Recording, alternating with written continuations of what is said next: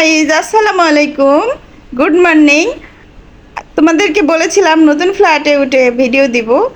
আর মালামাল যখন আমাদের নিয়ে আসছে তোমাদেরকে ভিডিও দেখাতে পারি নাই, কারণ কি অনেক ঝামেলায় ছিলাম আমরা। আর এখন নতুন ফ্ল্যাটে উঠার পরে তোমাদেরকে দেখাচ্ছি। দেখো, কোনো রকমে আমরা একটু গুজগাছ করেছি, পুরাটা করতে পারি নাই।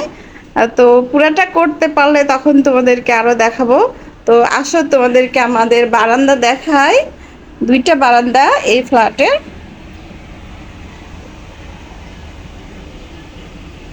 দেখতে পাচ্ছ, বারান্দায় কিছু অরিজিনাল গাছ রেখেছি। এটা আমাদের বারান্দার বাইরের ভিউটা। চারপাশটা এরকম সবুজ, আর সবুজের দিকে তাকাইলে যে কি পরিমাণ চোখের জ্যোতি ভালো হয় তা তো তোমরা জানো। এখানে ধনিয়া পাতা চাষ করেছে। তো বন্ধুরা, এইটা আমাদের আরেকটা ওয়াশরুম। এই ওয়াশরুমটা দেখতেই পাচ্ছ। আরও আছে, তোমাদেরকে দেখায়। এটা আমাদের শু বক্স, এটা মেন গেট। আর চলে এসেছি ড্রয়িং রুমে। এই যে আমাদের ডাইনিং। পুরাটা সাজগোজ করতে পারি নাই গাইস, যতটা সম্ভব করেছি। তো এই অবস্থায় আমার টিকটকের জায়গাটা সাজিয়েছি, বা ইউটিউবে যে ভিডিওগুলো ছাড়ি আমি, এই জায়গাটা সাজাইছি। তো আরও সাজাইতে হবে, বুঝতেই পারতেছো। মাত্র উঠেছি, তো পুরাটা এখনো করতে পারি নাই। আর তোমরা একটু বলো কমেন্ট করে যে কেমন করে সাজাইলে সুন্দর হবে।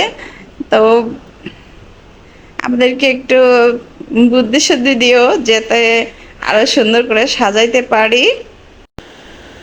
আর এটা আমাদের আরেকটা বারান্দা। তো বন্ধুরা, তোমরা দেখতেই পাইছো যে ওইটা আমাদের আরেকটা বেড।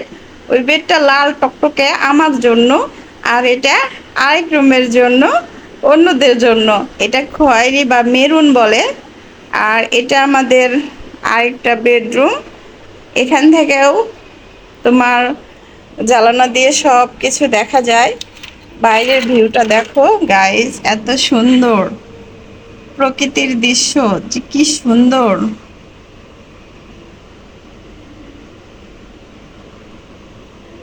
তোমার আর এটা আমাদের আরেকটা ওয়াশরুম। আর এটাতে হাই কমোড লাগানো আছে। তো তোমরা কমেন্ট করে জানিও যে কেমন করে আমাদের বাসা সাজাইলে সুন্দর হবে। আশা করি আমাদের চাইতে তোমরা আরও ভালো বুঝো। আর নতুন বাসা একটু বুদ্ধি সবার নিয়েই সাজাইলে ভালো হয়। তো আর কি, এই পর্যন্ত। খোদা হাফেজ, বাই বাই।